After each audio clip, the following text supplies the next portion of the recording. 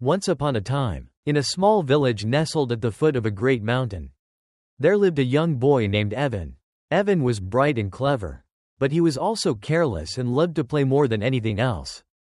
Every day, while other children studied or helped their parents, Evan spent his hours wandering by the river, chasing butterflies, throwing pebbles, and daydreaming under the shade of old trees.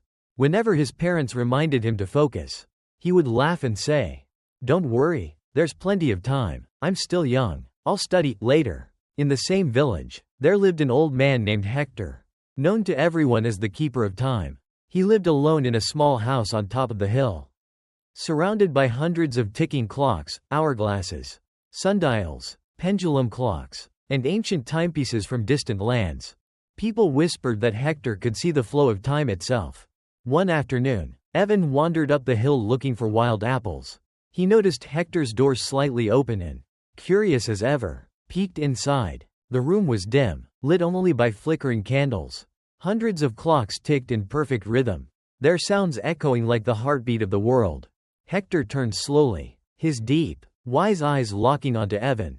"Tell me, boy," Hector said softly, "how much time have you already wasted?" Evan froze, then forced a cheeky smile.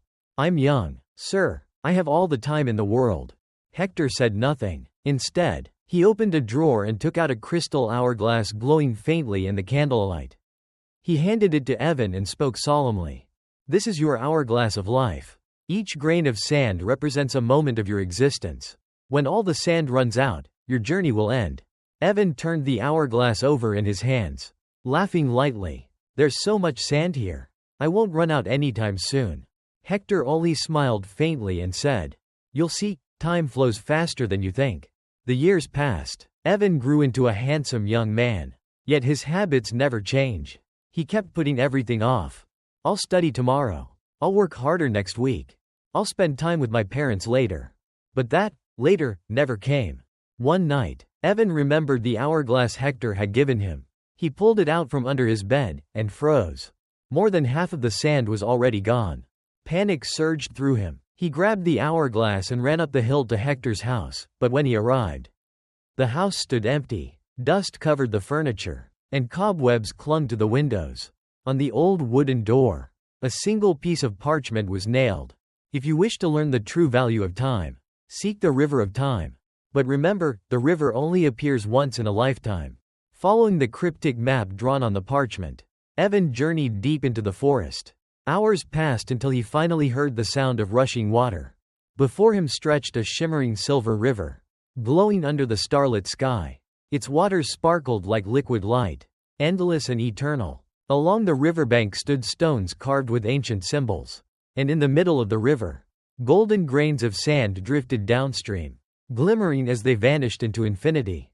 A deep, resonant voice echoed in Evan's mind. "This is the river of time. Each grain of sand represents a moment of your life. Once it flows away, it can never return." Evan looked closer, and his heart stopped. The golden sand in his hourglass was the same as the sand flowing down the river. Terrified, he cried out, "Please, stop the river. Give me more time." But the river roared on.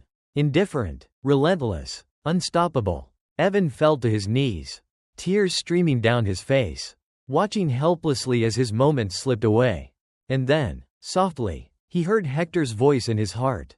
"Time waits for no one, Evan, but if you cherish every moment, you can make each second last forever." From that day on, Evan was transformed. He no longer postponed anything. He studied diligently, worked hard, helped the poor, and spent precious moments with his family and friends. He learned to live fully in the present, to treasure each heartbeat, each breath, each smile. Years later, Evan became a beloved storyteller, known across the land for his wisdom. Whenever he spoke to a crowd, he would take out his crystal hourglass, now nearly empty, hold it high, and say, "Don't wait until the last grain of sand falls to understand the value of time. Live now, cherish every moment,